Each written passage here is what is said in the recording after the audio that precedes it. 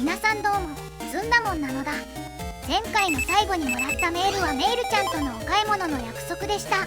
なので一緒にデンサンタウンに買い物に行きます。まずは駅の中の女の子に話しかけます。どうやらこれがフラグになってるらしい。あ、先ほどのオフィシャル連絡網ですが、役に立たない情報を送ってくるスパムです。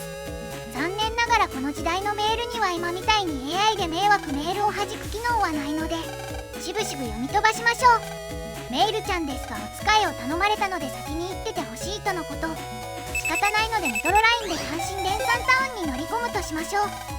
最初に来たオフィシャルのスパムメールは、ウイルス強いので頑張ろうとのこと。オフィシャルって本当に強いんですかね。まあいいや、とりあえずお目当てのものが売っている店を探しに行きましょう。デンサンタウンは全ての場所が似たようなエリアで、すぐに迷子になるので嫌いなのだ。メイルちゃんからのメールを読むと、バスでこちらに向かっているので、ライトちゃんが探している骨董品が売っている店を探してくれとのこと。真の意味でお使いイベントです。買い物はしないけど。次は円山くんからのメールです。どちらかといえば一般人に現場入られるオフィシャルの安全管理が心配です。早速どっち行くかわからなくなりました。どうしてくれんのこれ。廃部だったのでカットで。お目当ての店は右上のエリアです。お店に入ったらおもむろに天使にバトルを仕掛けます。満足かな。それではスカルマン線行きましょう。スカルマンは列を合わせて炎を吐く攻撃を繰り返してくるナビなのだ。向こうから列合わせてきてくれるので非常にキックが当てやすいです。またフィルミ無敵の発生ラインが100ダメージと高めなので、ヒートスプレッドならボリボリ削れるのだ。ボルテぶち込んで残り体力155。カスタム返ってくるので適当にチップ取るのだ。カスタムでパラディンソード選んで終わりなのだ。というわけでスカルマンデリー、さちょっと欲張りましたね。これはもうおとなしく10秒待ちます。マジで何やってんだか。もうフォルテにしとけよ。さすがに安定取ってフォルテを選択。ここでソード系を選んで外したら目も当てられませんのでね。というわけでスカルマンデリーとカルシウムだけだと栄養不足ですよ。というわけで天使のみゆきさんからリンクを受け取ります。これは後々シナリオで必要になるので必須です。物色始めちゃったのでカット。物色ついでにみゆきさんの電脳へのリンクもいただきました。それでは待ち合わせのバス停に向かいましょう。待ち合わせは1丁目のバス停。1丁目ってどこだよ。とりあえず左側のエリアに向かいます。エグゼイチは2周目ですが、未だにここは覚えられない。あれ？自動車同士の衝突で跡形もなく爆発しました。リコール案件ですねこれは。そして大胆にも W3 幹部の方からメールをいただきました。100万手に入れ事故を防ぐプログラムを売っているとのこと。このメールは市民にも配信されているようで、みんな買いに行ってしまいます。つくづく思うのですが、ネット社会で生活している割にはネットリテラシーが低すぎませんかね。というわけで最も耳に残る BGM の電脳、信号機の電脳にプラグイン、ロックマンエグゼ、トランスミッション。というわけで信号機の電脳です。青と赤を切り替えつつ足場を進んでいく電脳なのだ。それをなんと5回もやります。いよいよお使い芸感が強まってきましたね。まあ次作の氷のナビよりマシですよ。信号機の電脳ではなぜかクール系が出現します。赤と青だからかな。てかこのウイルスたち、環境外についた時点で使えるやつらなので本当に強くないですね。エグゼイチの後半はウイルスが強くならないのに道だけが長いのでかなり退屈です。というわけで倍速。しばらく暇なので今後の動画について話しておくと、あと3パートでラスボスまで行ってから各地のナビを撃破して回る予定です。今のところ配信ではダイヤマンを集め終えたところです。まあ先は長いのでのんびり行きましょう。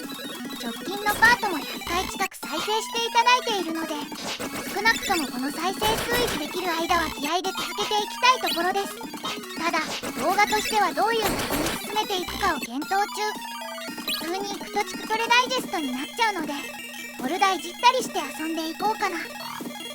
そんなこんなで1個目の電脳クリア。おバカさんたちを説得します。そういえばこの W3 の人どっかで見たことありますね。そうです、水道局の電脳で出会った人です。つまり今回のナビはカラードマン。個人的にシナリオボスの中でも苦手な部類です。本作では珍しく上下にちょこちょこ移動するナビで、前2列の人形に攻撃を阻まれるので攻撃を当てるのが面倒くさい。まあそれは戦闘時に話すとして、大切な人が傷つくのは苦しいよなどと意味深なセリフを吐いていきました。ここで誰からか電話が。電話の相手はメイルちゃんでした。もうお分かりですね。はい、先ほどのオペレーターの狙いはメイルちゃんの乗っているバスを暴走させることでした。バスは電産4丁目に向かっているようですが、電産4丁目ってどこ？はい、ここがこのゲームの悪いところで、自分の現在地情報が確認できないのでどこが4丁目だか分かりません。いちいちバス停を調べて確認する必要があります。さすがに同じことするだけなので電脳攻略はカットで。というわけで5個目の電脳の最深部です。4つの電脳攻略を経てついにバスを徒歩スピードまで減速させました。バスが交差点に進入したタイミングで信号を赤に変えバスを止める作戦なのだ。これが無事成功。早くメイルちゃんを救出するのだ。しかしながらガソリンにセットされていた時限爆弾が爆発してしまうようです。ナムさん、なぜか爆発を免れた模様。なんとロールちゃんの抵抗で爆発を阻止しているみたいです。オフィシャルより優秀。一応セーブしてから乗り込みます。プラグインロックマンエグゼトランスミッション。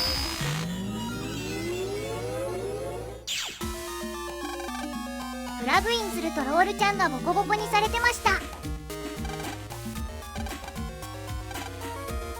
ちょっと変態っぽいですね。まあそれはさておきロールちゃんを救出しましょう。実質シナリオ最強です。気を引き締めていきましょう。それではカラードマン戦バトルオペレーションセットイン。というわけでカラードマンです。前2体の人形は同列に立つと対応した色のタワーを追ってきます。またちゃんと当たり判定があるのでキャノン艇はほぼ防がれます。長引くと面倒なのでナイトソードやパラディンソードなどで速攻します。今回はハイパイがナイスでした。というわけでカラードマンデリート火と電気も使えたら本当に最強かもね。てな感じでメイルちゃんとロールちゃんを無事救出できたところで今回はここまで。配信予定ですが結局今夜の20時からにしました。またダラダラ雑談しながらストーンマンでも集めようかなと思います。もしお時間があればお越しください。それではご視聴ありがとうございましたなのだ。